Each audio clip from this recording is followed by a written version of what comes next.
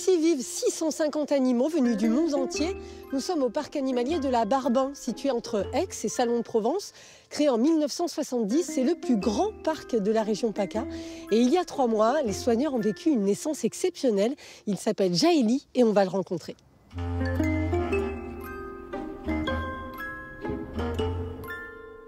Jaéli. Jaéli, oui, c'est la première naissance de rhinocéros blanc à la Barben. La difficulté qu'on a eue, c'est que malheureusement, la mère s'en est pas occupée, enfin, elle s'en est pas du tout intéressée, elle l'a même un petit peu rejetée. Donc on s'est retrouvé confronté à prendre la décision de l'élever au biberon. L'équipe s'est relayée toutes les 2 heures, en tout cas les 2 premiers mois, pour faire ces biberons et essayer de sauver ce petit rhino.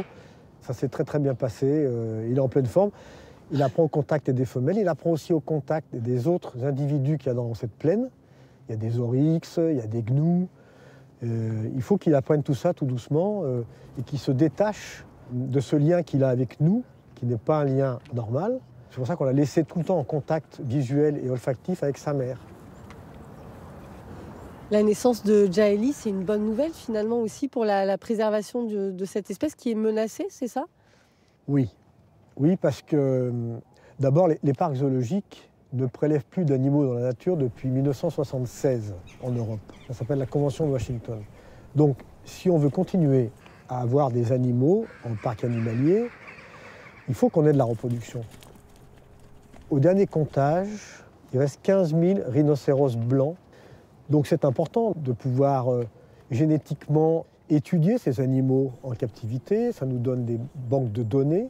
Et ça, surtout, ça permet de sensibiliser vraiment les visiteurs à la nécessité de les protéger par des programmes de conservation en milieu naturel.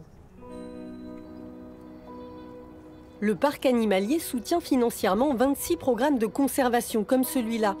L'un d'entre eux a par exemple permis aux girafes du Niger, en Afrique de l'Ouest, de se reproduire. Elles ont été multipliées par 10 en 25 ans. En voie de disparition, les éléphants sont eux aussi menacés, par le braconnage notamment. À quoi on fait la différence? Éléphant d'Afrique, éléphant d'Asie. Le plus simple, on va regarder les oreilles. Petite oreille, Asie, grande oreille, Afrique. Dora a 49 ans. Quasiment aveugle, elle vit seule car elle a peur des autres éléphants. Dora, ça fait maintenant 22 ans que je travaille avec elle. Donc mes collègues de la pédago s'amusent à dire qu'on est le plus vieux couple du parc. Ma femme est jalouse, mais bon, comme j'ai dit, tu fais pas le poids. Très gentil, c'est 5 tonnes d'amour, 5 tonnes de gentillesse, 5 tonnes d'intelligence, mais ça reste 5 tonnes d'éléphants. Donc le soigneur n'a pas le droit d'avoir 100% confiance. Il y a toujours une marge de sécurité. Par contre, elle va donner toute sa confiance à une personne. Là, Dora, elle va manger du fourrage. Donc entre le foin, les granulés, toutes les friandises, on est quand même à plus de 130, 140 kilos quand même par jour. Donc c'est pas très économique. Hein. Vincent, qu'est-ce qui vous plaît, vous, justement, dans ce lien particulier? 22 ans que vous la connaissez, Dora? C'est compliqué. Ça s'est fait... Je suis venu sur ce secteur pour filer la main au soigneur qui était là, qui commençait à être âgé, qui était fatigué. Et il s'est créé un lien de suite avec elle. Voilà, donc je ne peux pas vous dire. Et puis l'éléphant, on dit oui une fois, c'est foutu. Le matin, c'est des séances de câlins, elle lève la trompe, elle dit bonjour, il y a des bruits, elle ronronne, voilà, il y a des barrissements quand elle est contente. Voilà.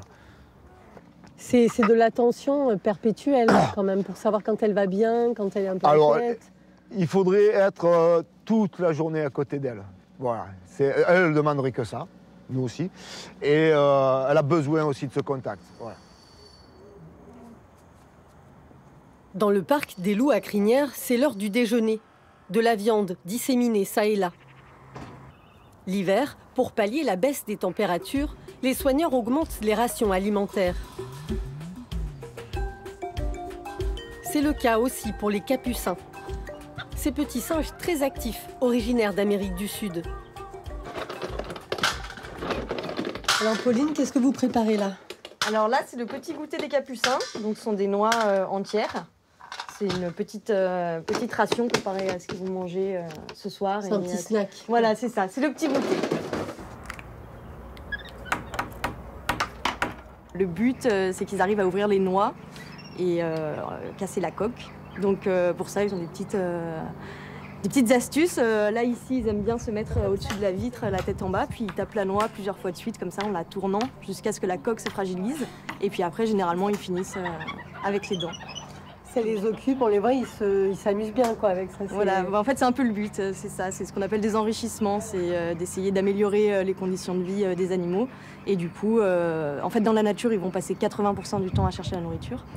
Et du coup, là, on essaye de reproduire un peu ça pour que ça leur prenne un peu de temps. Donc ils sont omnivores comme nous, ils mangent des fruits, des légumes et puis un petit peu de protéines. Donc ça va être beaucoup d'insectes, des œufs, parce que dans la nature, pareil, ils chassent des petites proies, ils vont voler les œufs dans les nids des oiseaux. Et puis donc on met de la nourriture bien partout dans l'enclos le matin. Pareil, on cache un petit peu pour justement stimuler ce comportement de recherche alimentaire. Le nourrissage des animaux est ouvert aux visiteurs. L'occasion de découvrir en profondeur le quotidien des 130 espèces qui vivent ici. Chacune bénéficie d'un soin tout particulier pour se sentir au mieux dans son environnement.